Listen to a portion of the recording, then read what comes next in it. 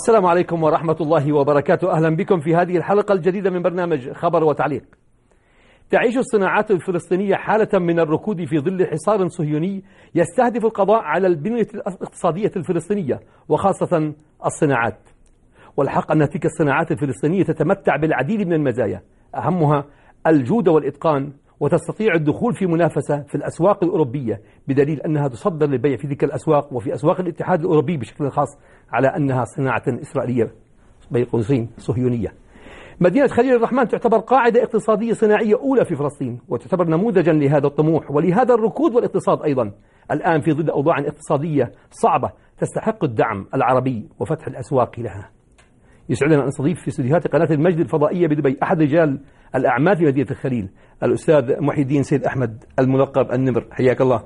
ومنسق العلاقات الخارجية والإعلامية في غرفة تجارة وصناعة الخليل. شكرا لك وحياك الله. حياك الله.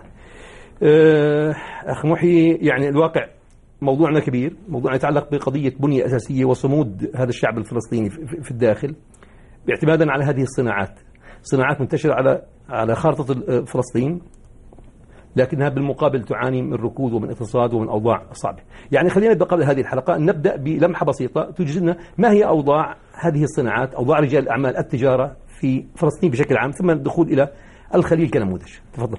لا يخفى على كل من يشاهدنا أننا ما زلنا نعيش تحت الاحتلال حتى هذه اللحظة، ورجائنا ودعائنا للعلي القدير أن تكون الأيام القادمة أيام خير وأمن وأمان لنا في ربوع هذا الوطن إن شاء الله. لا شك أن المعوقات في إخراج البضائع من المدن الفلسطينية سواء إلى داخل الخط الأخضر أو إلى خارج البلاد. طبعا عندما نقصد الخط الأخضر لمن لا يعرف، في فلسطين 48. نعم. فالآن خلال 3 سنوات أصبح بين المدن الفلسطينية وداخل الخط الأخضر معابر. عندما كنا نصدر السلع للمثال من الخليل بسيارة تخرج من مدينة الخليل إلى أي مدينة في الداخل، كانت تمشي ترانزيت من دون أن تأتي إلى المعابر التي تم بنائها أخيرا، وهي أيضا لتنقل السيارة من سيارة إلى سيارة أخرى. يعني من باك لباك. نقوم أنت التاجر اللي كان يكلفه نقل بضاعته لمثل نقول 800 درهم للنقل من الخليل إلى أي منطقة أو مدينة في الداخل، يافا حيفا تل أبيب، لأنه الاقتصاد لا يخفى على أحد، فهو اقتصاد متبادل.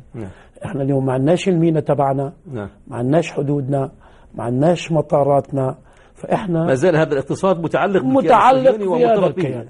يعني كل واحد بيقول غير هذا الحكي ومش كاين عنا ولا عايش الواقع اللي احنا عايشين. لا يعني قبل أيام استمعت إلى تصريح مسؤول هيئة الكهرباء في فلسطين يتكلم في الضفة الغربية، يتكلم أنه 95% من كهرباء الضفة الغربية تأتي عن طريق الكيان الصهيوني و5% عن طريق الأردن. يعني الواقع ما زال ارتباط هذا الوثيق، ولكن وهذا للأسف صمودنا فوق هذا الأرض، وإحنا نعمل كخلية النحل. عندنا مصانع تحمل شهادات الإيزو. احنا في صناعتنا في فلسطين وأيضا في مدينة الخليل، وأنا لا أتحدث عن الخليل كالخليل، أنا أتحدث عن كل فلسطين. نحن كنموذج، لأن هي قاعدة صناعية الواقع فيه. الخليل هي قلعة الاقتصاد الفلسطيني. الخليل هي مدينة الذهب الأبيض. يخرج من الخليل الحجر والرخام. يعني المواطن اللي بيشاهدني راح يتفاجأ عندما بقول له إنه يخرج الحجر من الخليل إلى الصين ويعود من الصين إلى كل دول العالم. وقد عملت الصين من هذا البلوك اللي وزنه فوق 2 طن حجر سنتي و2 سنتي ليعاد بيعه في كل العالم. يعاد بيعه على أنه صناعة فلسطينية من الخليل، أنه تم تصنيعه في الصين. وأيضا الرخام والحجر الخليلي بنيت منه مطارات في أمريكا. هذا يعني مش سر، أحد يعلم. معروف يعني معروف يعني أنتم في الداخل أو أنتم كأهل معروف المدينة للعالم إن في هذه التجارة اللي هي الحجر والرخام من أشهر الصناعات التي نعتز فيها، وللإله سبحانه وتعالى أعطانا هذه الجبال في هذه المنطقة حوالين القدس وأكناف بيت المقدس. عندنا هذا ليس اللي هو الذهب الأسود وإنما الذهب الأبيض. وأيضا عندنا صناعة الحذاء من الجلد الخالص.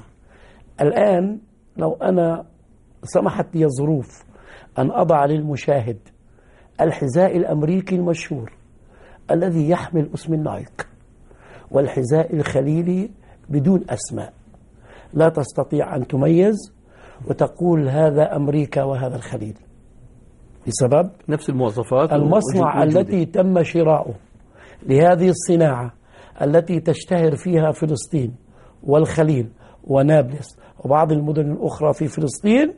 تم شراء هذه الماكينات من ألمانيا لأنه يوجد فيها المصانع التي تزود العالم بهذه الماكينة. نفس الماكينة شراها الخليلي في نفس اليوم اللي شروا فيها الأمريكان نفس الماكينة وأرسلوها إلى كوريا لصناعة النايك.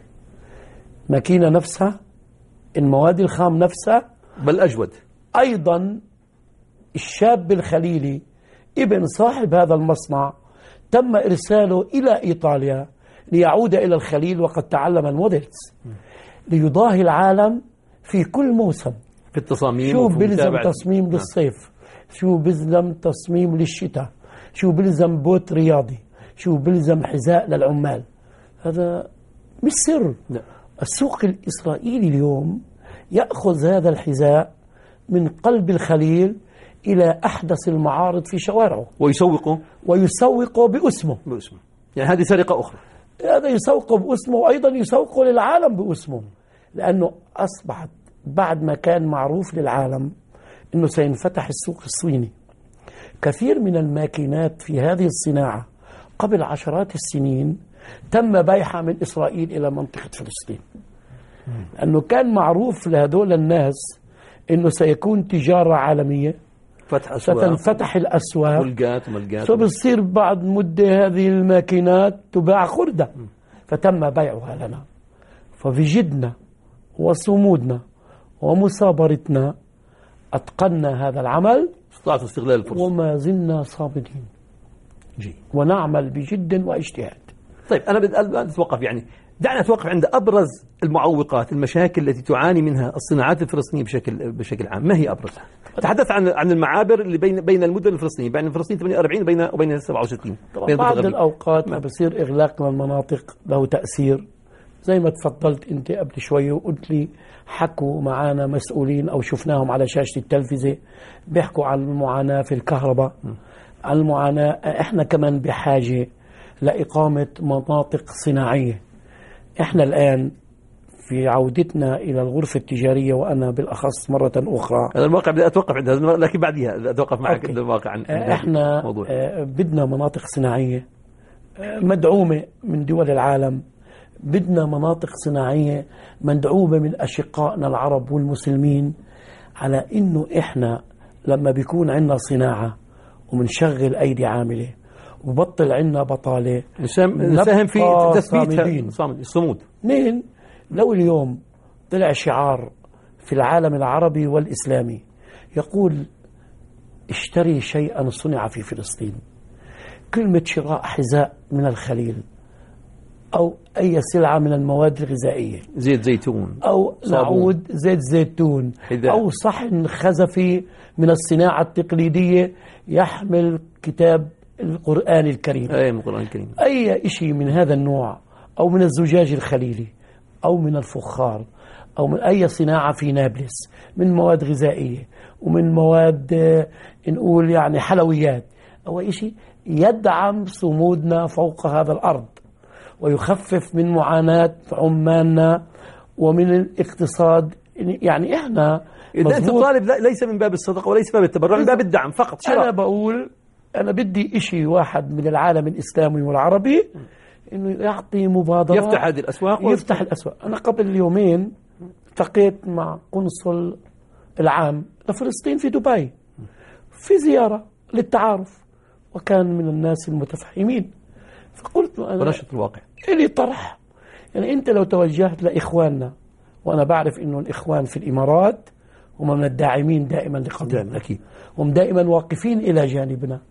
مجرد شغلة بسيطة، لو أنت توجهت للمسؤولين في الإمارات اللي أنت بتربطك علاقة صداقة واحترام معهم، إنه هذا البوليس أو الموظف الحكومي أن يقوم بشراء حذائه من فلسطين فهو دعم لنا. تفهم الموضوع. مؤسسات، تقصد المؤسسات؟ المؤسسات. نعم. وقلت أيضا المؤسسات الرياضية، الشباب الرياضيين، إن يعني إحنا واقع في آفاق كثير، يعني في كثير آفاق في موادنا الغذائية. نعم. في صناعاتنا التقليدية، في صناعاتنا الثقيلة. يعني الواقع هو الصناعات الفلسطينية. أنا أعتقد من خلال متابعة خلال السنوات الماضية في الإمارات، وهي كنموذج، يعني نتكلم عن الإمارات كنموذج لدول الخليج، يعني أعتقد أنها متواجدة حتى في بعض الصناعات الغذائية، متواجد الصناعات الغذائية من المرتديلا، نعم. من سنيورة، من الصناعات المرتديلا الإسلامية في إقبال وفي عليها. أنا يعني تحدثت مع أحد رجال الأعمال أصحاب المتاجر للمواد الغذائية اللي بعض مرات ننتظر أن تصل المادة، لأنه أصبح المواطن في عليها إقبال اللي بيجي على السوبر ماركت وبيلاقي صناعة صنعت في فلسطين عنده هو في سلم أولويات. جيد. هذا أثر صدري. جيد. فمن هذا المنطلق أنا بقول إنه الخير موجود في الوطن. إذن هي الواقع هي علاقة تكاملية، علاقة نشاط تنشيط بالعنف، أيضا تبادل تجاري بيننا وبينهم. نعم. برضو إحنا جاهزين أن نستقبل منتوجهم زي ما هم بدهم يساعدونا ويسوقوا إنتاجنا، سواء زراعة تبادل تجاري. جيد. قلنا إحنا أحق كمان إنه نقول موجود في فلسطين صناعة عربية، اللي نخفف من الصناعات الثانية اللي بيستغلها السوق تبعنا، اللي نوجه ونعمل إرشاد أيضا للمواطن الفلسطيني، نقول له إخوانك في العالم العربي والعالم الإسلامي الآن يستحقوا أيضا الدعم بشراء منتجات، بيقولوا إنهم جاهزين إنهم ياخذوا تسويقنا. برضو إحنا بالمثل بدنا نشجع تسويقنا. هذا من حقه. سيكون تبادل تجاري جيد. مشترك. جيد. احنا الواقع مدام يعني تحدث عن لقاء سعادة القنصل الفلسطيني بدبي وزيارتك وحرصك، يعني لابد أن نتوقف عند التجربة الشخصية لك أنت الآن. يعني نبارك لك في الواقع بالفوز بانتخابات الغرفة التجارية. الواقع حققت أنت يعني نجاح كبير ما شاء الله. أنت للمرة الثانية تنزل تأخذ هذه الانتخابات، وأنت بشكل مستقل حزت على أكبر نسبة من الأصوات، زيادة عن 50 صوت، ما أدري كم عدد الأصوات. وهذا الواقع يعني جيد مقارنة بأنك إنسان مستقل. لكن التجربة الماضية في قضية تسويق الصناعات الفلسطينية بشكل عام وصناعات الخليج بشكل خاص هي التي أهلتك للفوز مرة أخرى واكتساح هذه الانتخابات بشكل مستقل، بينما المرشحين الآخرين كانوا معظمهم مدعومين من قبل كتل سياسية بين قوسين فصائل فتح حماس، ما أدري يعني مين هي الفصائل.